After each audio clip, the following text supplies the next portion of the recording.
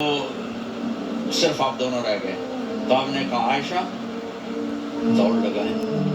سبحان اللہ. حضرت ہم عائشہ نہیں کہا, میری عائشہ دوڑ لگائیں. کیسے لگائیں؟ تو کہنے لگے ہم نے دوڑ لگائی. کہنے لگے میں آگے نکل گئی, آپ پیچھے رہ گئے. چند سال گزرے, پھر ہم جہاد کے سفر سے آ رہے تھے تو آپ نے کہا صحابہ سے جاؤ بھی چلے جاؤ, آگے آگے آگے آگے. وہ غائب ہو گئے. پھر آپ نے کہا عائشہ دوڑ لگائیں. تو میں نے کہا جی لگائیں.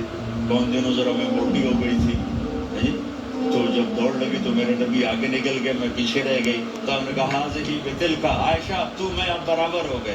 ایک دوڑ تم نے جیتی, ایک دوڑ میں نے جیتی. یہ ہمیں گھر کی زندگی سکھانے کے لیے تھا کہ گھر میں بیوی کے ساتھ کیسا ہونا چاہیے. اور عورتوں کے لیے کہا اگر میری شریعت میں سجدہ ہوتا تو میں بیوی سے کہتا اپنے خامد کو سجدہ کرے, تاکہ ایک نسل تیار ہو, ایک نسل تیار ہو.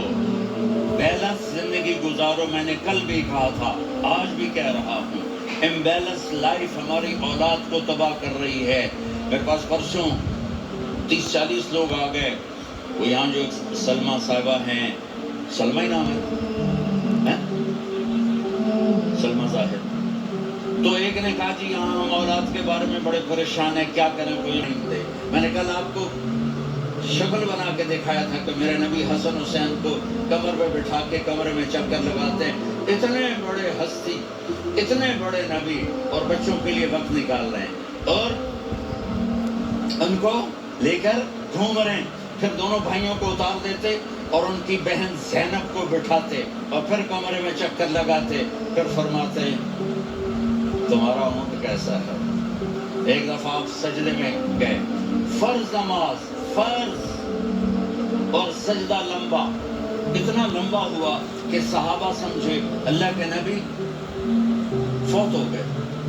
عبداللہ بن مسعود فرماتے ہیں میں پہلی صف میں تھا تو میں نے یوں کر کے دیکھا کہ چکر کیے تو دیکھا دونوں بھائی حسن حسین میرے نبی کی کمر پہ چڑھے ہوئے تھے اور میرے نبی نے سجدے سے سر نہیں اٹھایا.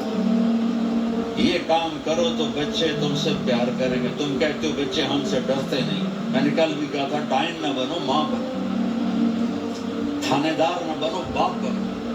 تو انہوں نے ایسے ہاتھ آگے کیا کہ میں بچوں کو نیچے اتاروں. تو مجھے دیکھنا, آپ نے یہاں سے ایسا سجدہ ہوتا ہے نا, آپ نے ادھر یا ادھر سے دیکھا کہ ایک ہاتھ آگے آ رہا ہے, میرے بچوں